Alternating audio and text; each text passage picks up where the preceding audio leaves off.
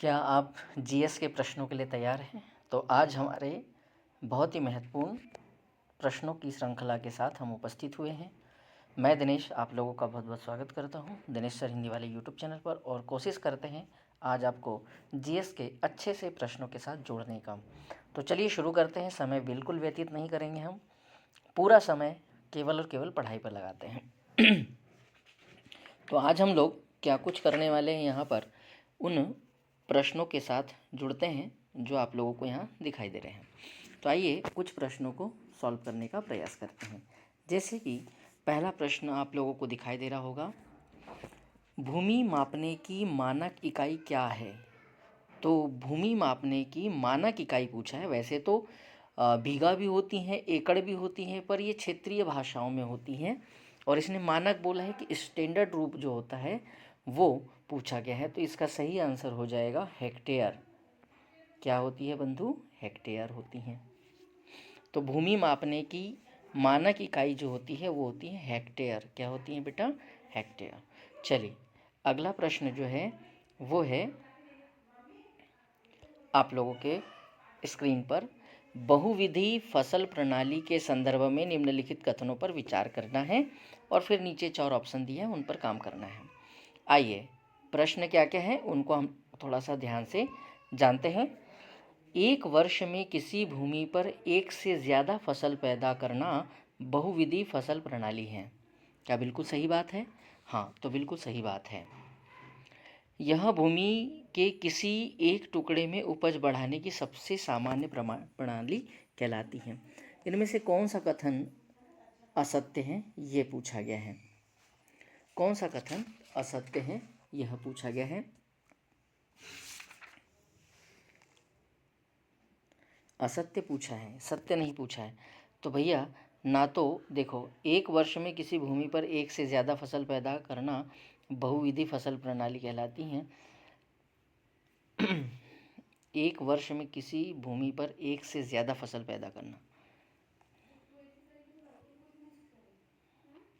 नहीं, ये फसल प्रणाली तो नहीं होगी। यह भूमि के किसी एक टुकड़े में, नहीं, ये भी नहीं होगी। तो इसका सही उत्तर हो जाएगा ना तो ए ना तो बी, दोनों असत्य हैं। दोनों क्या है? असत्य हैं। अगले प्रश्न की तरफ चलते हैं, पर उससे पहले थोड़ी सी कुछ बातें जान लीजिए तो शायद आप लोगों को समझ में आ जाए।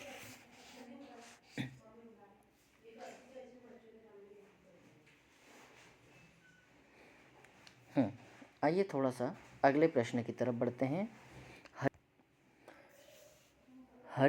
भारत में हरित क्रांति के परिणामों पर विचार कीजिए। गेहूं के उत्पाद में अत्यधिक वृद्धि हुई थी। अत्यधिक वृद्धि बिल्कुल सही है। मिट्टी की उर्वरा शक्ति कम हुई थी, यह भी सही है। भौमिक जल स्तर में कमी हुई थी। तो इसका जो सही उत्तर हो जाएगा वो हो जाएगा D, A B C D. कौन सा हो जाएगा सही उत्तर? ए बी सी डी, मतलब तीनों सही हैं, तीनों कथन सही है। इसलिए उत्तर हम लोग कहाँ चयनित करेंगे?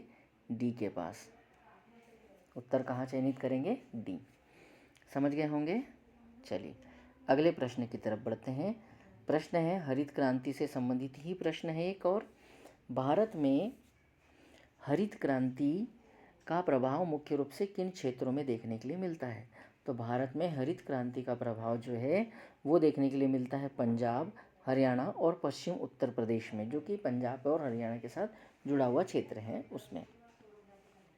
भारत में हरित क्रांति 1960 के दशक में शुरू हुई थी, और इसका भारत में नेतृत्व जो है एस स्वामीनाथन जी ने किया था।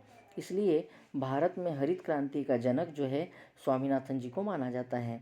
भारत में पंजाब, हरियाणा और पश्चिम उत्तर प्रदेश के किसानों द्वारा खेती के आधुनिक तरीकों का सर्वप्रथम प्रयोग किया गया था, और इन्हीं क्षेत्रों में हरित क्रांति का प्रभाव अत्यधिक देखने को मिलता है। और ये जो है हमारी प्रथम पंचवर्षीय योजना के तहत आप लोगों को देखने के लिए मिल सकता है। अच्छा, हरित क्रांति में जो है परिणाम स्वरूप गेहूं और दालों के उत्पादन में बहुत अधिक वृद्धि हुई थी। इसी के साथ साथ में जल स्तर में कमी भी हुई थी। कारण यह था क्योंकि नलकूप वगैरह और इन सब से बहुत ज़्यादा सिंचाई भी हुई थी, और हरित क्रांति के समय उर्वरकों की अत्यधिक प्रयोग से मिट्टी की उर्वरा शक्ति भी कमज़ोर हुई थी। अगर हम देखा जाए वर्ल्ड लेवल पर देखते हैं तो 1960 के दशक में विश्व स्तर पर हरित क्रांति का जनक जो है वो माना जाता है बेटा किसको, नॉर्मन बोरलॉग जी को। किसको माना जाता है, नॉर्मन बोरलॉग जी को। और उन्होंने उत्तम किस्म के बीज का विकास किया और उस बीज को उपजाऊ या उस बीज का उपज के लिए प्रयोग किया। तो ये थी कुछ खास बातें जो आप लोगों को मैंने शेयर की। अगले प्रश्न की तरफ बढ़ते हैं। भारत में रासायनिक खाद का सबसे अधिक प्रयोग किस राज्य में किया जाता है? तो रासायनिक खाद का प्रयोग सबसे ज़्यादा जो है वो होता है पंजाब में। कहाँ हो रहा है? पंजाब में। अच्छा, सबसे अधिक प्रयोग पंजाब राज्य में होने देखने को मिलता है। अगला प्रश्न है, खरीफ ऋतु या फसल की अवधि क्या होती है?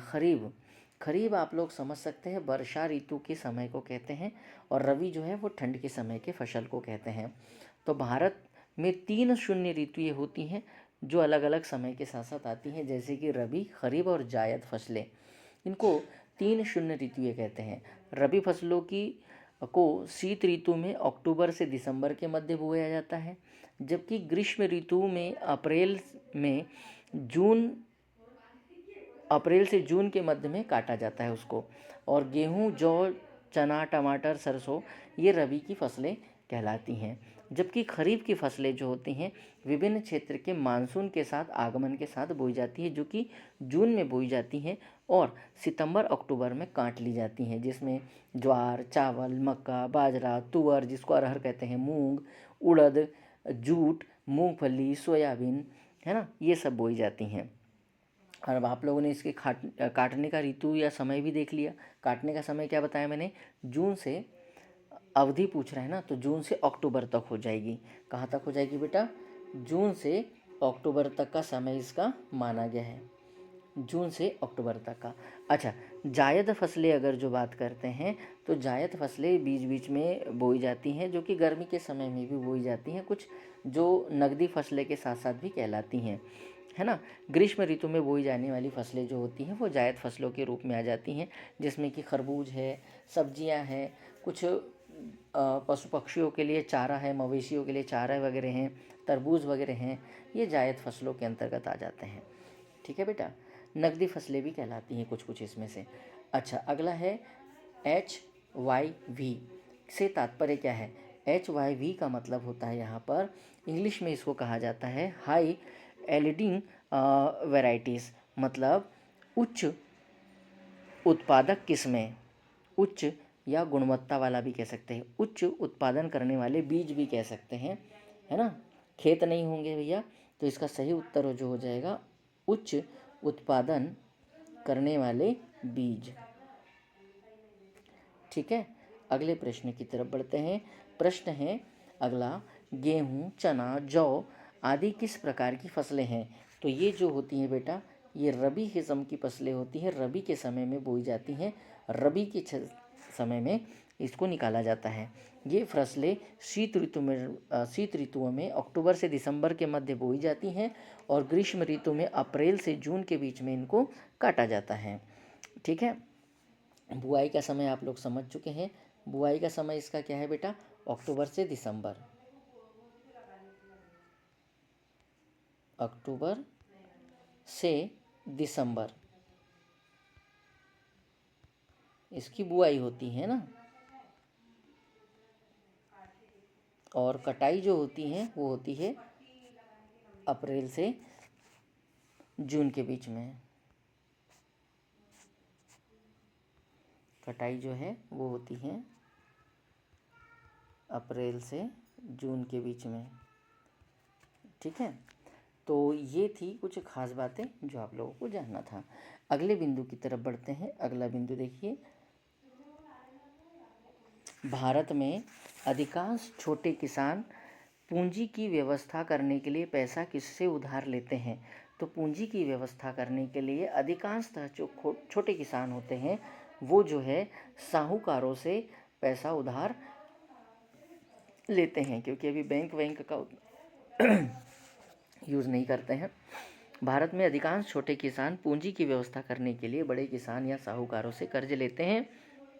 ऐसे कर्जों पर ब्याज दर बहुत ऊंची होती है फलतः कर्ज चुकाने में किसानों को अधिक कष्ट सहन करना पड़ता है। अगले प्रश्न की तरफ अगर हम लोग बढ़ते हैं तो देख लीजिए, थोड़ा सा एक और प्रश्न है हमारे पास। भारत के कुल कृषि क्षेत्र के कितने प्रतिशत क्षेत्र में सिंचाई होती है?